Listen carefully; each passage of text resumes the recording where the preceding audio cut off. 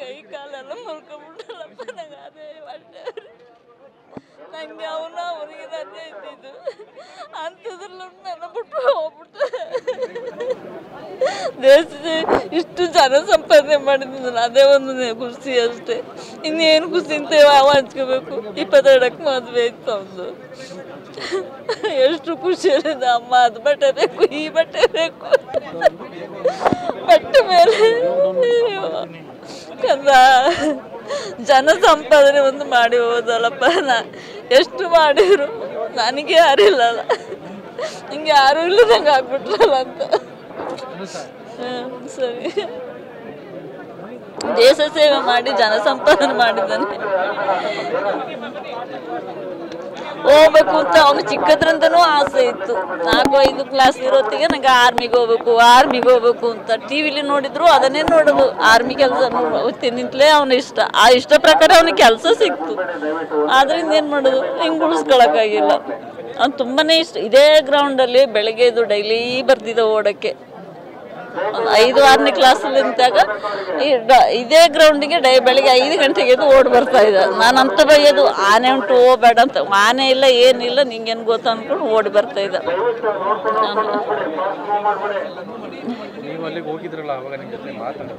ಮಾತಾಡಿಲ್ಲ, ಕಣ್ಣಲ್ಲೊಂದು ಸ್ವಲ್ಪ ಫಸ್ಟ್ ದಿವಸ ಏನು ಗೊತ್ತಾಗಿಲ್ಲ. ಸೆಕೆಂಡ್ ದಿವಸ ಕಣ್ಣೊಂದು ಸ್ವಲ್ಪ 2 ಕಣ್ಣಿಂದ ನೀರು ತುಂಬಿಸಿದ.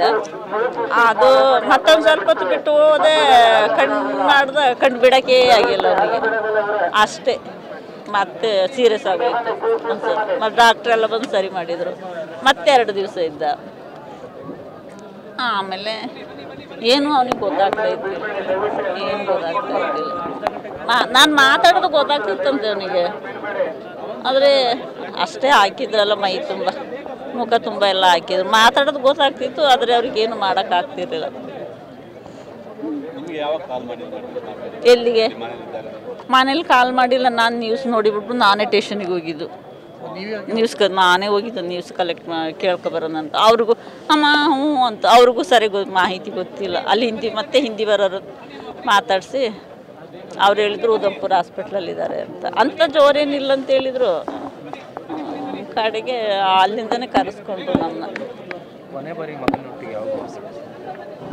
ಮಂಗಳವಾರ ಯಾವಾಗಾಗಿದೆ, ಮಂಗಳವಾರ ಮಧ್ಯಾಹ್ನ 1:15 ನಾನು ಅನ್ಕೊಯ್ತಾ ಇದ್ದೆ, ಅಮ್ಮ ನಾನು ಹೊರಗಡೆ ಹೋಗ್ತಾ ಇದ್ದೀನಿ, ಈಗ ಬಂದೆ, ಮಾತಾಡ್ಸೋಕ್ಕೂ ಟೈಮ್ ಇಲ್ಲ, ಈಗ ಬ್ಯಾಗ್ ಪ್ಯಾಕ್ ಮಾಡಬೇಕು, ಊಟ ಮಾಡಬೇಕು, ನಾನು ಹೊರಟೆ ಜಾಸ್ತಿ ಮಾತಾಡೋಕ್ಕೆ ಟೈಮ್ ಇಲ್ಲ ಅಂತ ಹೇಳ್ಬಿಟ್ಟು ಹೊರಟ. ಅದರಿಂದ ನನಗೆ ಗೊತ್ತಾಗಿದ್ದು ಹಿಂಗೆ ಆಗಿರ್ಬೋದು ಅಂತ. ಸಂಜೆ ಹೋಗಿ ಟಿ ವಿ ಹಾಕೋಗ ಟಿ ವಿಲೆಲ್ಲ ಬರ್ತಾಯಿತ್ತಲ್ಲ, ಪ್ಲೇಸ್ ಅದೇ ಅಲ್ಲ, ಹಂಗೆ ಬಂದಿದ್ದು. ನಾನು ಯಾರನ್ನೇ ಕೇಳೋದಟ್ಟು ಸೀದಾ ಸ್ಟೇಷನಿಗೆ ನಾನೇ ಹೋಗಿದ್ದು.